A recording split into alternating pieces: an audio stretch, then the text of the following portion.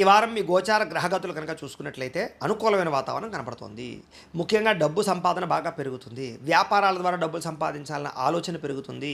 అలాగే వాహనాలు కొనాలన్నా, గృహాలు కొనాలన్నా అనుకూలంగా కనపడుతుంది. భౌతికపరమైన ఆనందానికి, భోగానికి ఎక్కువ సమయం కేటాయిస్తారు. ప్రేమించినటువంటి విషయంలో కూడా, ప్రేమ వ్యవహారం విషయంలో కూడా అనుకూలమైన వాతావరణం కనపడుతుంది. ఇంట్లో వాళ్ళు మీ ప్రేమకు అంగీకరించే పరిస్థితి కనపడుతుంది. ఎటువంటి సమస్యనైనా సరే, ఎటువంటి తగాదాలైనా సరే తొందరగా వాటి నుంచి పరిష్కారాలు వెతుక్కోగలుగుతారు. పోరాడి విజయం పొందగలుగుతారు. శారీరక సౌందర్యం కోసం కృషి చేస్తారని చెప్పచ్చు. స్నేహితుల ద్వారా కూడా మీకు ధనప్రాప్తి కనపడుతోంది. ప్రజా సంబంధ బాంధవ్యాలు బాగా ఎక్కువగా నడుస్తాయి. అందరితోటి రిలేషన్షిప్ పెట్టుకుంటారు. ఇరుగు పొరుగు వారితో సఖ్యత కనపడుతోంది. వచ్చే ఆదాయాన్ని తగ్గ ఖర్చులు కూడా చేసుకోగలుగుతారు. కుటుంబంలో ఉండేటటువంటి వ్యక్తులు పెద్దలతోటి చాలా చక్కగా కాలం గడుపుతారు. ఆరోగ్యం పట్ల శ్రద్ధ పెడతారు. మీ జీవితాన్ని మీరే మార్చుకునే, చక్కదిద్దుకునే ప్రయత్నం కూడా చేయగలుగుతారని చెప్పచ్చు. అలాగే రోడ్డు మరియు బిల్డింగు కన్స్ట్రక్షన్కి సంబంధించినటువంటి వ్యాపారస్తులకి, లేదా దానికి సంబంధించిన కాంట్రాక్టులకి లాభాలు ఎక్కువ కనపడతాయి.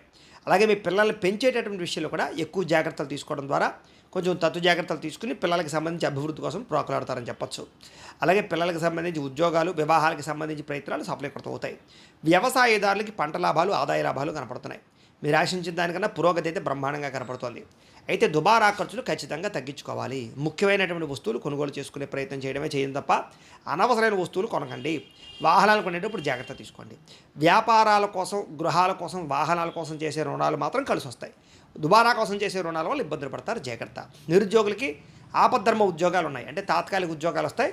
వాటితో సరిపెట్టుకోండి లేదా ప్రయత్నాలు చేయడం మంచిది.